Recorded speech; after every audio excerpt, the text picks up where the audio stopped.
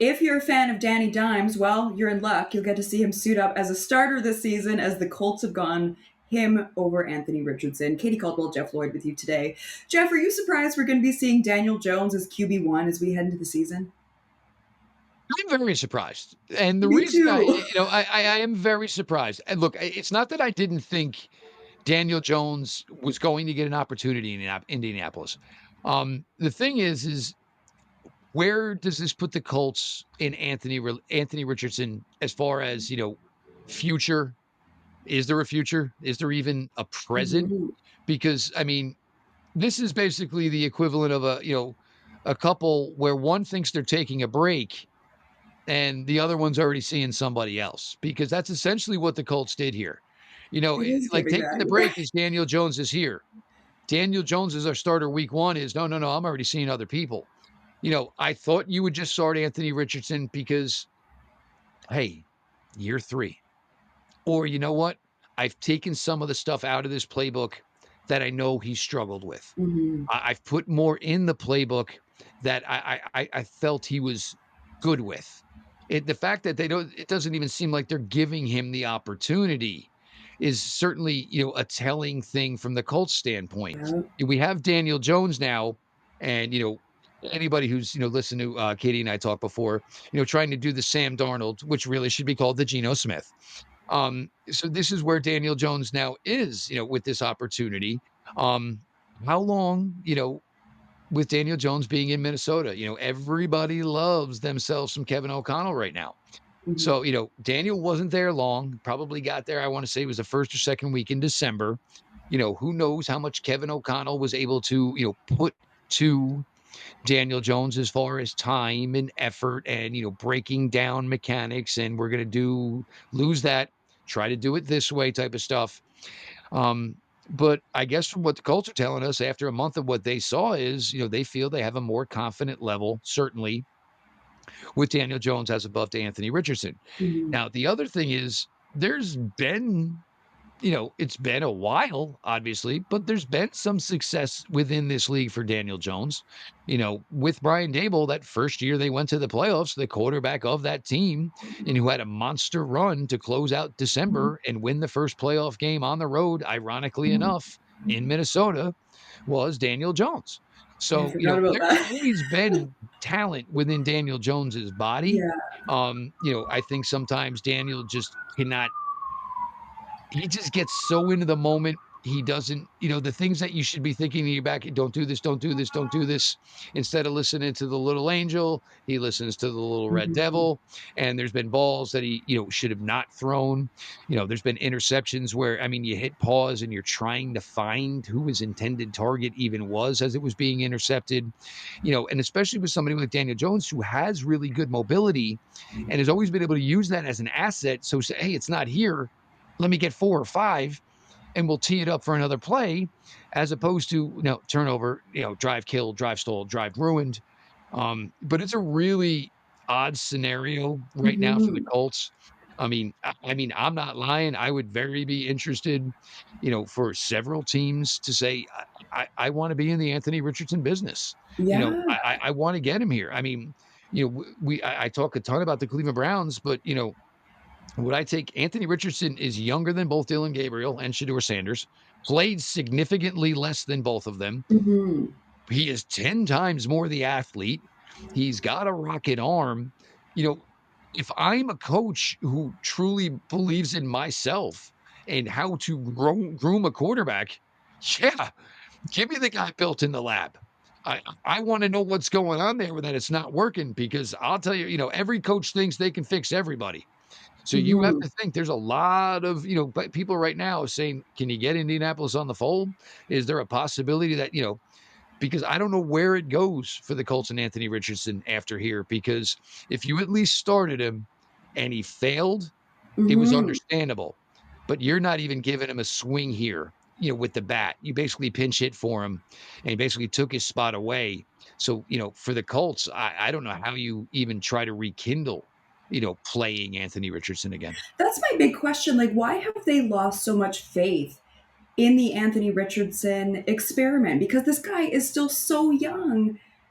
we've seen the very high ceiling on him. We've also seen what can be described, I think, as a pretty low floor. But we have seen flashes of the high ceiling. Like, why are they giving up on this experiment so quickly? I thought that this would be a situation where Richardson goes in, plays at least a few games, and then if it isn't going well, then maybe bring Danny Dimes in. It's so mind boggling to me. Yeah, and it's certainly gotta be an interesting conversation when you look at the Quentin Nelsons of the world and, Jonathan Taylors of the Hmm. world, some established really good players on that team. And, I'm not sure if, and those guys probably ain't gonna admit it, but, I don't know who should quarterback this team. I mean, and maybe that's the belief there that, they don't know either. But you can say Daniel Jones is a team that took his team to the playoffs. It's a factual thing. You can truly say that, obviously. Um, and the thing is, for the Colts, it's this weird scenario where it's, you didn't inherit Anthony Richardson. You Hmm. brought this guy in. So it does bring the question of is there something that's not being met that we're not necessarily privy to? Is Anthony Richardson a relentless worker? Is Anthony Richardson doing everything that you normally expect a franchise quarterback to do?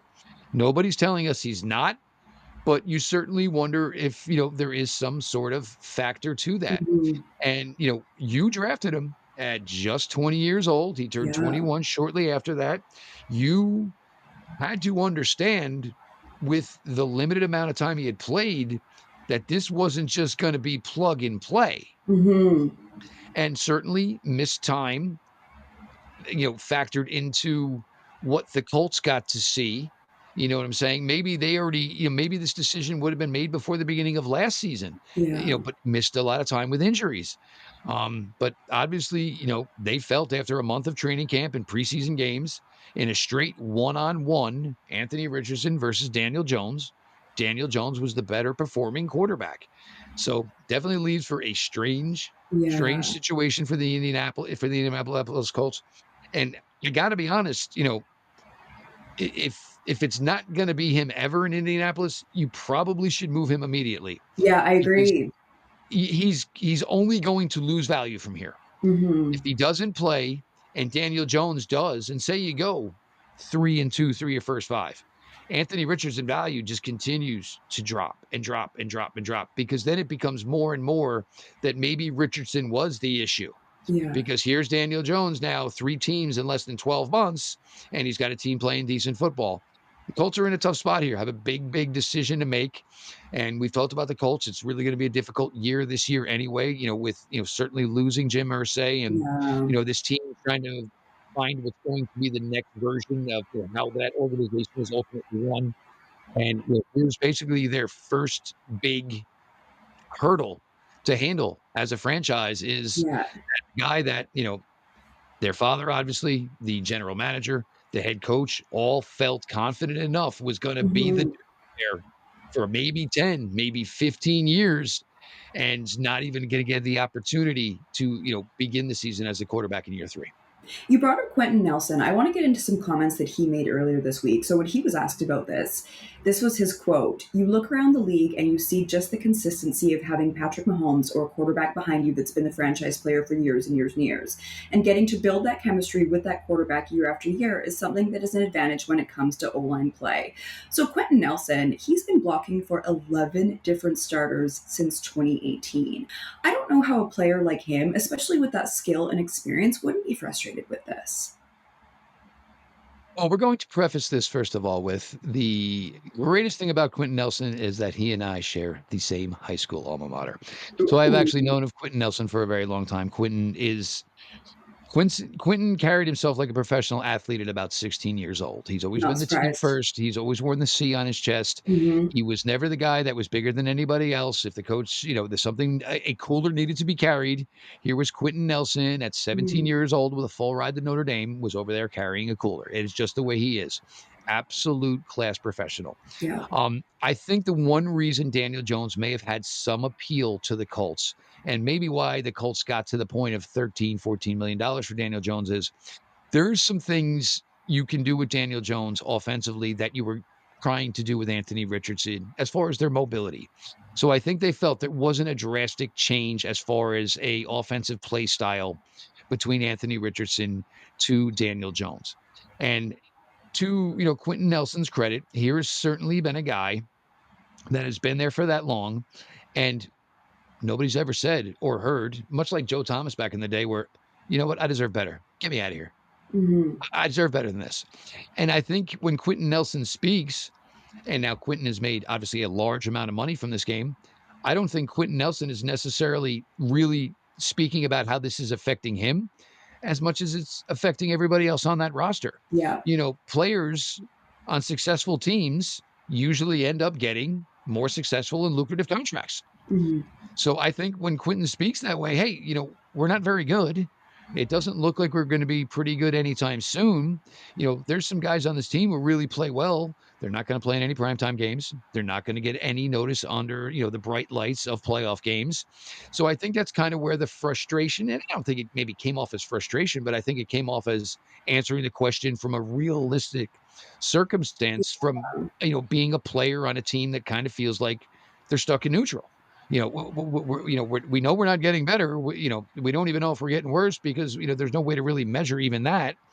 But you stick up for the team, you stick up for the helmet, you stick up for the jersey you wear, and you certainly stick up for your fandom. And I think that's kind of where it was coming from. As Quentin was making these comments, is he wants what is best for that franchise and the community around it, and you kind of get an idea what goes on in Indianapolis with the WNBA and the fever. Like if Indianapolis, if it's going well, everybody's in, and it's extremely, extremely exciting, because it is a smaller city, and Hmm. it's everything's closer, and you can get dinner and go to a game and all these types of things. And I think that's part of what Quentin's thing is like, hey, this is a really, really big missed opportunity, because if we had a chance to be good and be competitive, this place would be probably really, really special right now.